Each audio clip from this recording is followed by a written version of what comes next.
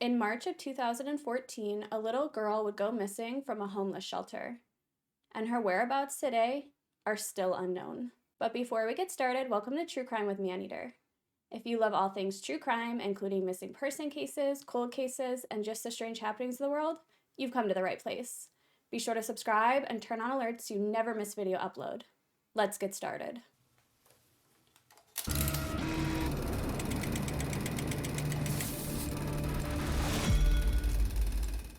Relisha Rudd was an 8-year-old girl staying in a homeless shelter with her family. Unfortunately, the family had fallen on hard times, and Relisha, her mother, and 3 brothers ended up in the homeless shelter. The Rudd family was living in the shelter for a little over a year in the Washington, D.C. area. This shelter, in particular, is the largest shelter in the district, and it houses hundreds of families and as many as 600 children. Unfortunately, the shelter life was incredibly hard for the small family. Although shelter life was incredibly challenging, Relisha did everything she could to keep a positive and happy outlook on life. And of course, she was a sweet, kind, and caring 8-year-old child. But there was one person at the shelter who seemed to care and love the little family. This man was a janitor at the shelter, and his name was Khalil Tatum. It seemed like this man really wanted to help the family and befriend them and take care of them, but it seemed like he paid particular attention to Relisha. Oftentimes, he would offer gifts to the young girls staying at this homeless shelter. In fact, he did that with Relisha as well. He gave her a tablet and a manicure, and oftentimes, he was left alone with the 8-year-old child. Eventually, Relisha would call him her goddaddy. It seems that Khalil was known to pay particular attention to young girls. He would often buy them gifts and give them money, but it seems that he didn't pay any attention to the younger boys. It's important to note that the shelter has a strict no fraternizing with the family's policy, and this janitor continually broke this policy when he was giving gifts and chatting with the families and paying attention to these young girls. But he hadn't been fired from his job. In late February, Relisha's mother asked this man, Khalil, to take her daughter to give her a better life. Shamika Young, Relisha's mother, stated that she wanted her to have a better life. She would say that she wanted her daughter to be able to escape the conditions of the homeless shelter. She said it was filthy and chaotic and crime-ridden, and it was infested with vermin and had no playground. It does seem that Relisha's mother, Shamika Young, was trying to do the right thing for one of her children. She knew that shelter life was incredibly tough on the little girl and her other children, but she didn't know any other way to get them out. But this man, who had taken to her family and treated her daughter with kindness, seemed like a way to do so. Unfortunately, those dreams for a better life for her daughter would be crushed on March 19th. On March 19th, social workers came to the homeless shelter to ask the whereabouts of Relisha Rudd. The little girl had been a second grader in elementary school and hadn't been to class in quite some time. She had missed over 30 days at this time, but many of the absences had been excused because Young told the school Relisha was under the care of Dr. Tatum.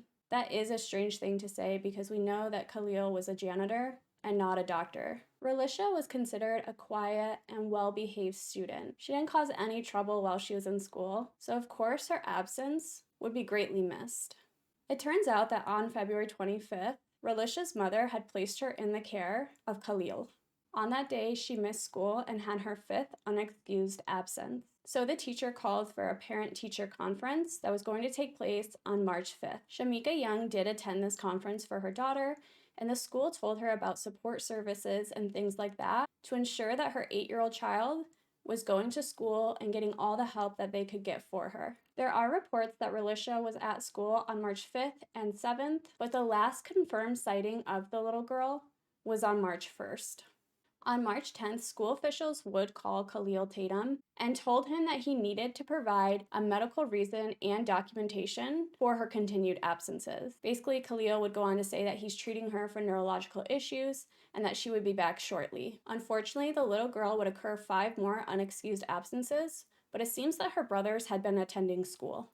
And then on March 13th, she reached her 10 unexcused absence. The school realized they had to report this to social services because at this point it was educational neglect. Apparently, this wasn't a high case for social workers, so they didn't get around to calling this man until March 19th. When they called Khalil, they set up a meeting. But Khalil did not show up for the meeting, and in fact, he left work earlier that day and didn't even finish his shift. By this point, the social worker was incredibly concerned for the little girl. After doing some digging, she realized this man, Khalil, was not a doctor. In fact, he was a janitor at the shelter. So the social worker did immediately call the police and the child abuse hotline.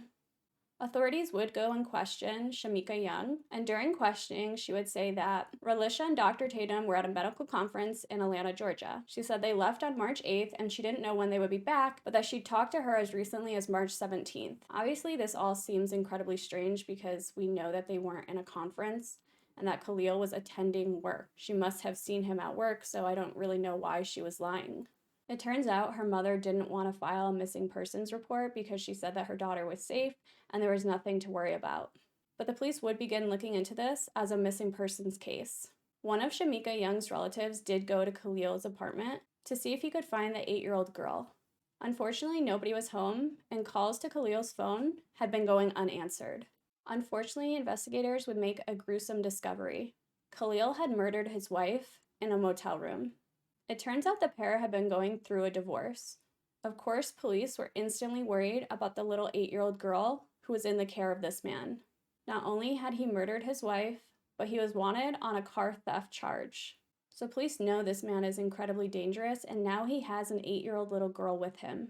And as police are looking into this man, they realize that he does have a lengthy criminal record. He had been arrested multiple times for breaking and entering, and he had a prior felony conviction for larceny. As police are looking into this and investigating this man and kind of tracking his whereabouts, they realize that on March 1st, Khalil bought a box of 42-gallon trash bags and some lime. And for those of you that don't know, lime can help speed up decomposition. At this point, police believed that Khalil murdered the little girl. On March 31st, police would find Khalil Tatum's body. It appears that he died by suicide. He shot himself with the same gun he used to kill his wife. His body was found at Kenilworth Park and Aquatic Gardens, so of course police began searching for Relisha there. Unfortunately, there was no sign of the little girl, and a few days later, they stopped the search of the park.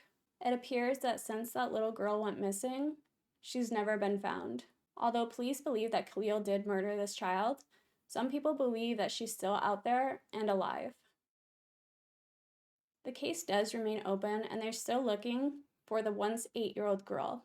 They would release an age progression photo in 2021, and Relisha would have been 16 at that time. The Child and Family Service Agency was criticized for failing to act sooner when this little girl didn't show up for school. And it turns out they did fail to remove Relisha and her siblings from an abusive environment. It turns out the agency first had contact with Shamika Young when Relisha was about a year old. It turns out that the children were being fed adequately, their home was filthy, and they suspected physical abuse had been occurring. In 2010, social workers further discovered that Young had medically neglected one of her children and that she left them unsupervised in, quote, environmentally unsafe conditions. The complaints against Shamika Young would eventually be dropped, but it does turn out that she had some of the same issues growing up. From the age of 9, Shamika Young had been placed in foster care. Her mother had a substance abuse problem, and her father wasn't in the picture. Shamika Young had been diagnosed with, quote, a mild mental disability, and she spent time in a psychiatric residential treatment facility as an adolescent. So the children weren't removed from their mother, but obviously after the disappearance of their sister, the younger 3 boys were removed and placed in foster care.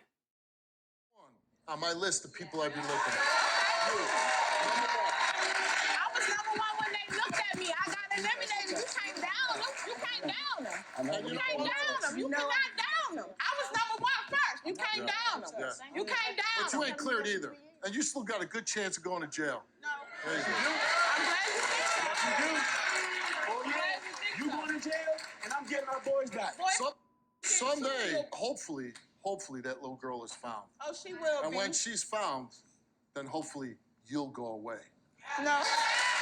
You, I believe, have something to do with her disappearance. Okay. The fact That's that you what don't you believe believe. this janitor didn't have anything to do. Everybody got their own Everybody options, wants to and stick there's up other people out here and it that makes says me it ain't think got nothing to do you with had you. an inappropriate relationship with that man. I did. And you're lucky. You're lucky. I'm lucky You're what? saying you don't believe that he killed himself? I don't. You can't Yeah. shoot yourself 2 That's times right. in the head. Maybe somebody else did it for him, huh? Okay, so who did it? I ain't no murderer. You ain't no murderer, huh? Nope, my prince ain't know nothing. You ain't no murderer, you say. And you know what? He ain't saying You're no. no good mother either. Get the off my stage. Shamika Young was investigated by a grand jury, and they were going to charge her with obstruction of justice. This was obviously because she was giving inconsistent statements to the police when they came asking about where her daughter was. Unfortunately, this case is really sad overall. This little girl trusted not only her mother, but her school system, and this man she called her goddaddy. Unfortunately, we can all conclude that the worst happened to her, which is why Khalil killed himself. But I think many of us should hold out hope that she's still alive and well and living until we're proven otherwise. I do think it's very easy to pass judgment on her mother at this point, and maybe she wasn't the best at being a mother, but perhaps in her own mind, she genuinely thought that her daughter was going to be safe with this man and that she was giving her a better life. It did say that she was diagnosed with a mild mental disability. I don't know the extent of that or what that even really means, but we can conclude that maybe that played into the situation. Maybe she didn't have the whereabouts to consider what could have happened to her daughter. Again, we don't want to just say that she did this on purpose because we're not entirely sure. And I don't think investigators are entirely sure either. Had they had enough evidence to indict her, she would have probably been charged already. I think we can all agree that we hope the little girl is alive and well and happy, and that somebody who's taking care of her will come forward and say something. If you have any information on what happened to Relisha Rudd, I will be putting the contact information in the comments below. Please reach out and tell somebody if you have any information. But that's it for today, guys. If you like this video or any other video on my channel, be sure to subscribe and turn on alerts so you never miss video upload. If there's a case you'd like me to cover, pop in the comments below, and I'll be sure to get to it. In the meantime, check out some other videos on my channel while you wait for the next upload, and I'll see you then.